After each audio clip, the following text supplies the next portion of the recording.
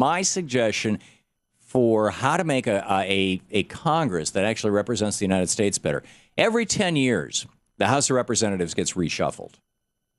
It's right there in the Constitution. In fact, it's in the 14th Amendment. Based on census data, states may gain or lose congressional seats depending on how many people enter or leave certain states. It's also in Article 1 of the Constitution, but it got amended a couple of times.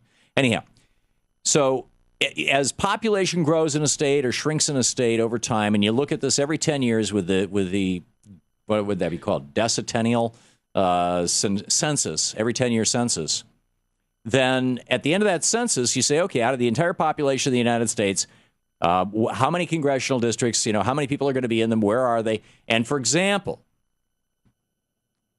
because the House of Representatives, which gets everybody in the House is up for re-election every 2 years, all 435 of them, every single one of them, every 2 years.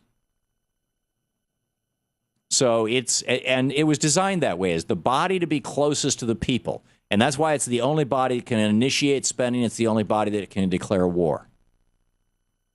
And it's the only body that can initiate taxation. And it's the only body that can regulate the value of our currency, et cetera. Anyhow, the House of Representatives reflects the people. And Ohio has lost a lot of people in the last 10 years. And the result of that is that they're going to lose 2 congressional seats. 2 congressional districts in Ohio are going to have to be merged with other congressional districts to maintain enough people to qualify as a congressional district. Now, where did those people go? Some of them obviously went to Seattle, not necessarily directly from Ohio, but, somehow. And the Seattle area, the Washington State area, is going to be adding a congressional district. And, in fact, the 10th District of Ohio, a district faithfully represented by Congressman Dennis Kucinich for more than 14 years, is going to vanish. And now he may go out to Seattle. I mean, we'll see. He's looking around the country. But it was interesting yesterday to see Chris Matthews say, if you go to Seattle, I'll be here promoting you. I would be too. I think he would make a great addition. And we asked this question on our radio program here, and we're live in Seattle.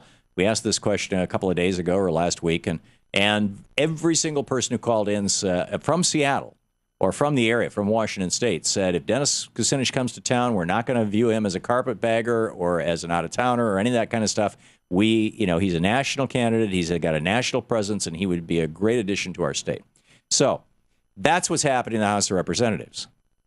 So what is the Senate doing to make sure that it represents the populations in the states and the people?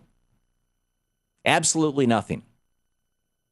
Unlike the House, which reconfigures itself every 10 years, the Senate stays the same old Senate other than adding entire new states. We added Hawaii, we added Alaska, which each got 2 new senators, but that's it. The Senate does not reflect the changes in the population of America since it was created back in 1798. Virginia, the most populous state back then, had 2 senators. It still has 2 senators today, even though it's now the 12th most populous state instead of the most populous state. Back in 1787, when they were writing the Constitution, a compromise was put together. Why did this come about? Why is it that every state has 2 senators, regardless of how big or little it is?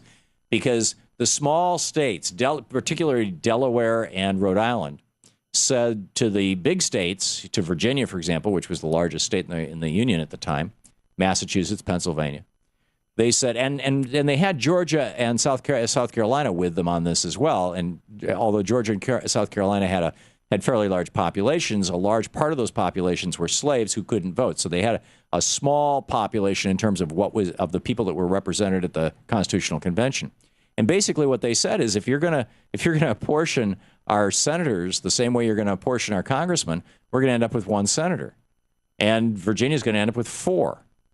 And we won't go along with that. Why would we join a union where we don't have much say in it? Just because we're a small state.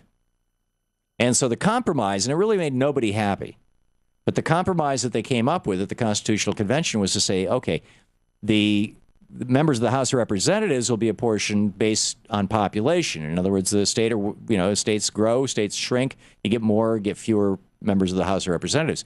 But for the Senate, every state gets 2, period. So back then, for example, 1787, Virginia had roughly 10 times more people than Rhode Island, the smallest state. Both had 2 senators. But today, the most populous state, California, has 70 times the population of the least populous state, Wyoming. Yet they both have 2 senators. Does this make any sense? I mean, it might have been a reasonable compromise in 1787, but now it's crazy because as a result, we have a handful of sparsely populated states, mostly represented by Republicans, who account for less than 16% of the population of America. But that 16% holds 40 votes in the U.S. Senate and thus can filibuster and dictate what the entire rest of the country does. That's why during the last session of Congress, over 200 pieces of progressive legislation, good bills like, bring jobs back home by cutting the subsidies to companies that offshore jobs and giving them a subsidy to bring jobs back home. That died in the Senate.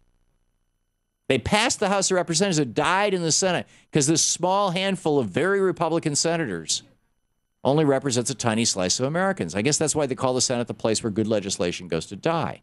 So here's my plan to fix the mess. Step 1, break California into 3 different states. No reason why a state that size should, have that represents, basically the 6th largest economy in the world, 1/8 of the population of the entire United States, should only have 2 senators, 1/50th of the Senate. Break it into 3 states, you get 4 new senators.